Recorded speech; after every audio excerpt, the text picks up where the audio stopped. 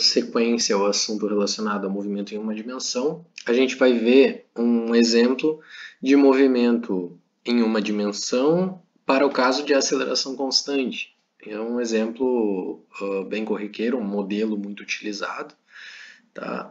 Que reforça bem essa ideia de movimento com aceleração constante que vocês viram, né? Conforme o Victor explicou, ali no caso envolvendo o movimento retilíneo uniformemente variado.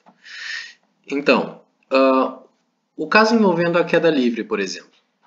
Para que você possa entender o que é queda livre, tá? A primeira coisa que a gente tem que fazer considerações aqui é que os movimentos de queda livre eles são movimentos que ocorrem sem a resistência do ar, tá? Então a gente vai considerar apenas que a partícula ou o corpo ele está submetido a uma aceleração que é a aceleração gravitacional e que essa aceleração ela será constante, tá? É a única aceleração que está atuando sobre o corpo. E no movimento de queda livre, tá? Você, por exemplo, está desprezando uma bolinha, está simplesmente abandonando a bolinha, largando. Você não está imprimindo uma velocidade inicial sobre essa bolinha. Você apenas deixa ela literalmente cair, tá? Então, esse movimento de queda livre, eles são movimentos que vão ocorrer sem a resistência do ar. A trajetória será retilínea, ou seja, um movimento em uma dimensão, tá? Parte do repouso, porque é essa característica que a gente estava dando, a gente está atribuindo, né, que o objeto ele é abandonado, ou seja, com uma velocidade inicial nula. É um movimento retilíneo uniformemente acelerado, com o decorrer do tempo, né, essa partícula ela vai sendo acelerada devido à atuação da aceleração, ok? Lá em título da classificação do movimento, conforme o Victor ele falou para vocês, né, você vai ter o vetor velocidade e o vetor aceleração apontando na mesma direção e sentido, ou seja, uma característica de um movimento acelerado. E essa aceleração que vai atuar sobre o corpo é a aceleração da gravidade, que a gente denota por G, geralmente, tá? Bom, o que é importante, e aí eu quero reforçar com relação a esse esquema, tá? Com aquele esquema ali que está representado na figura ao lado. A forma como eu vou adotar o meu sistema de referência, aqui tem um conjunto de 3 equações, que são as mesmas equações que você já adotava e já via no movimento uniformemente variado, tá? Só que com algumas adaptações, né? Aqui a gente está lidando com o movimento na vertical, onde a gente está considerando o eixo Y. Tá? Eu estou denotando por eixo Y, né? E o que vai acontecer aqui é que a forma como eu vou adotar o meu sistema de referência, observa que o meu zero ali na figura, ele está bem na parte superior, tá? Ou seja, o meu zero, eu estou segurando a bolinha e o meu zero do meu sistema de referência está exatamente na posição inicial da bolinha, tá? E aí eu desprezo ele, o solo, no caso, vai ser a altura máxima que você vai ter que essa bolinha vai conseguir atingir, tá? Note que então o meu sistema de referência está apontando para baixo. O meu sentido positivo do movimento se dá para baixo. Ou seja, nesse caso, né, como eu estou adotando, você vai ter que a aceleração gravitacional ela vai ser positiva, porque ela aponta no sentido do eixo, né, de acordo com o sentido do eixo.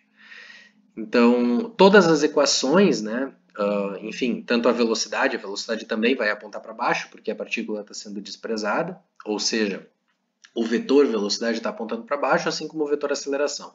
E as equações feitas essas modificações, note, né, que a velocidade inicial vai ser nula do movimento. Então, se eu aplicar isso nas equações tradicionais do movimento uniformemente variado, você vai ter esse conjunto de 3 equações.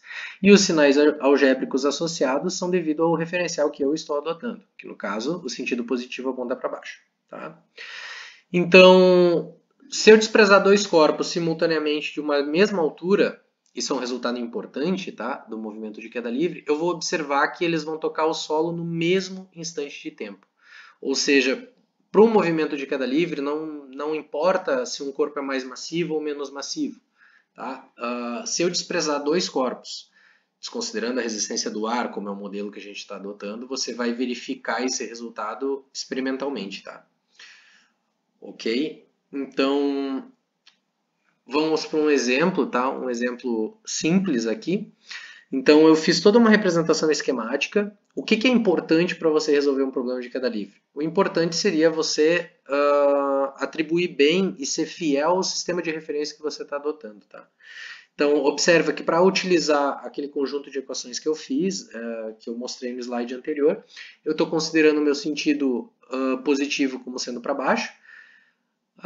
O problema ele vai nos dizer o seguinte, que se abandona-se uma pedra do alto de um edifício e essa atinge o solo 4 segundos depois. A DOT G é igual a 9,81 metros por segundo ao quadrado, despreza a resistência com o ar. Determine a altura do edifício. Como que eu vou fazer isso? Eu tenho um conjunto de 3 equações. A equação que vai me possibilitar que eu calcule essa altura é essa equação que está no item A. Tá? Eu já trouxe o problema resolvido para a questão de facilitar, tá? A sequência da aula e em virtude dos materiais que a gente tem disponível. Então, se você atribuir, né, colocar os valores que o problema traz dentro dessa equação, fazendo alguns procedimentos algébricos, você vai chegar na resposta, né? Ou seja, a altura desse edifício aí, ele vale 78,48 metros. Observa o seguinte, né? O problema ele está dando ali o tempo, esse tempo a gente chama, geralmente a gente denota por tempo de queda, tá? E a aceleração gravitacional ela aponta para baixo, por isso, né?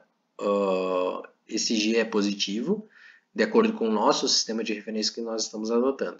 Então, eu sempre tenho que ser fiel ao sistema de referência que eu estou adotando para resolver esse tipo de problema, senão você pode ter problemas de sinal. Isso que tem que cuidar muito em problemas relacionados à queda livre. O item B ele pede para calcular o módulo da velocidade da pedra. Bom, para você calcular o módulo da velocidade dessa pedra, quando ela vai atingir o solo, você pode fazer isso de duas formas. As duas formas estão representadas no item B. Então, eu posso utilizar qualquer uma das duas equações a seguir e eu vou obter o mesmo resultado. Tá? Porque o problema ele já fornece o tempo de queda, né? Ele já fornece, é mais fácil você resolver essa questão utilizando a segunda equação à direita, porque é um dado do problema, né? Então, se você utilizar essa equação da direita, você chega na resposta do problema. Bom, o que seria um movimento de lançamento vertical, né? Quando você tem um lançamento vertical? A diferença em relação ao movimento de queda livre é que você vai ter que a velocidade inicial ela já não é mais nula, mas sim você está imprimindo uma velocidade sobre o corpo. Né? Então eu imprimo uma velocidade sobre a minha partícula. Eu simplesmente submeto essa partícula, né? Eu estou lançando essa partícula para cima. Então ela vai ter uma certa velocidade inicial associada. Ou seja, as equações, né, essas equações elas vão ficar mais próximas das equações que você já conhecia lá para o movimento retilíneo uniformemente variado. Então, novamente, dentro das características do nosso modelo, a gente vai ter que esse lançamento vertical ele vai ocorrer livre de resistência do ar. Tá? Trajetória retilínea, porque é um movimento em uma dimensão. E aqui entra a chave da questão, que é a convenção de sinais. Observa que todas essas equações que eu coloquei ao lado para vocês, elas estão levando em consideração a seguinte característica. Eu estou considerando o zero, o meu sistema de referência, tá? O zero sobre o solo. É como se eu colocasse o meu eixo coordenado sobre o solo. E a partir disso para cima, né, o meu y ele vai aumentando. Todas as grandezas vetoriais que apontarem contrárias a essa orientação que eu estou dando, elas vão ser convencionadas, né, como sendo positivas. Né? Por exemplo, a aceleração da gravidade está apontando para baixo. O meu sistema de referência está orientado, o meu zero está orientado sobre o solo, ou seja, ele cresce para cima. Então, todas as grandezas vetoriais que apontam para baixo vão ter a convenção de sinal negativa. Tá? Como característica, você vai ter que isso daí vai ser um movimento retilíneo uniformemente variado, como a gente já tinha dito. Tá? E a aceleração agora ela vai ser denotada por menos g. Tá? De acordo com esse sistema de referência que eu adoto. Eu poderia adotar um sistema de referência onde esse g fosse positivo? Sim, só que daí eu teria que considerar, né, considerar todos os sinais algébricos aí envolvidos de acordo com o sistema de referência que eu estou adotando. As leis físicas elas não podem depender do nosso sistema de referência, né? As leis físicas, elas não dependem do sistema de referência adotado. Uma característica importante aqui é que você vai ter que o tempo de subida ele vai ser igual ao tempo de descida, tá? Durante todo o processo. Quando você analisar uma partícula, né, num movimento de lançamento vertical, quando você lança a partícula, em qualquer instante que você analisar esse movimento, você vai ter a mesma velocidade, só que com um sentido contrário. Né? Porque essa partícula ela vai subir, vai chegar num ponto de altura máxima, onde aquele V vai ser zero, e aí a partícula ela vai inverter o sentido do movimento, ela vai começar a descer, né? Quando a velocidade final for igual a zero. E aí quando a partícula começa a descer, esse V, né, de acordo com o nosso sistema de referência, ele vai ficar positivo. Né? Então a partícula ela volta a ser acelerada. No movimento de subida ela vai sendo desacelerada e depois ela volta a ser acelerada novamente. Aqui eu trago dois exemplos bem simples, tá? O primeiro deles é mais conceitual, onde diz o seguinte: lança-se da superfície terrestre um corpo verticalmente para cima com uma certa velocidade inicial. Desprezando as forças passivas atuantes sobre ele, podemos afirmar que a letra A ele fala que a altura máxima atingida será sempre a mesma, independente da velocidade de lançamento. Essa afirmativa é falsa, né? A altura máxima atingida ser sempre a mesma não, porque depende, dentre outros fatores, da velocidade inicial da partícula, tá? Então, dependendo da velocidade de lançamento, você vai ter diferentes alturas. É só olhar a equação, tá? A letra B fala que a altura máxima atingida do corpo dependerá da sua massa. Como a gente viu, né, a massa nem está relacionada dentro das equações aquelas que a gente acabou vendo. Então, é impossível ser essa alternativa. A letra C trata que o tempo de subida é diretamente proporcional ao quadrado da velocidade inicial do corpo. Totalmente falsa. Não tem nada a ver uma coisa com a outra. E a letra D, né, ele vai dizer que em qualquer ponto da trajetória a velocidade de subida é igual em módulo à de queda. É aquilo que a gente já tinha falado, né? Foi o que eu expliquei anteriormente. Então a alternativa é a letra D. E a letra E, né, não poderia ser porque ele fala que na altura máxima a velocidade não é nula. Se a velocidade não fosse nula, a partícula ela continuaria o movimento de subida, né? Então é falsa essa afirmativa. E por último, para fechar, eu trago um exemplo envolvendo um cálculo, tá? Onde você vai ter o seguinte: o problema, então, ele trata do seguinte: um objeto é lançado do solo verticalmente para cima quando sua altura é 2 metros. O objeto está com uma velocidade de 3 metros por segundo, ou seja, quando a altura, né, do objeto é 2 metros, esse objeto ele vai estar com uma velocidade de 3 metros por segundo, ou seja, é a velocidade final que ele está dando para você, né? Para facilitar isso, eu fiz uma representação esquemática. Note sempre que eu faço questão de mostrar o eixo, né, e a orientação que eu estou considerando para fazer esse jogo de sinal algébrico, que é importante, senão os cálculos eles dão errado. Tá? Então, eu estou considerando o meu zero sobre o solo e a minha orientação, né, que eu estou considerando é para cima como sendo positiva. Então, nesse caso, a velocidade vai ser positiva, né? A aceleração gravitacional vai ser negativa, o sinal negativo da aceleração gravitacional. Por isso que a gente pode utilizar aquela equação ali de acordo com o sistema de referência adotado. Tá?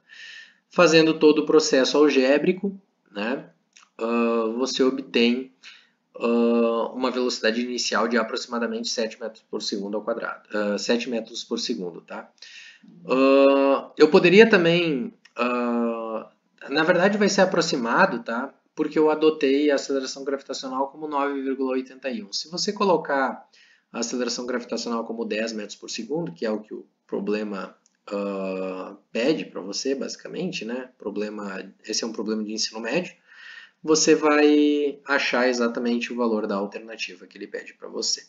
Então, o que fica é que você sempre tem que considerar e tem que ser fiel para resolver problemas envolvendo queda livre, você tem que ser fiel ao sistema de referência ao qual você está adotando. Se você não tiver essa representação esquemática dos problemas, isso pode te causar uma certa confusão e você pode errar esse tipo de problema, tá? Então, o movimento de queda livre nada mais seria, queda livre e lançamento vertical, tá? Como um exemplo que você teria do movimento com aceleração constante, onde a aceleração do movimento vai ser a aceleração gravitacional, certo?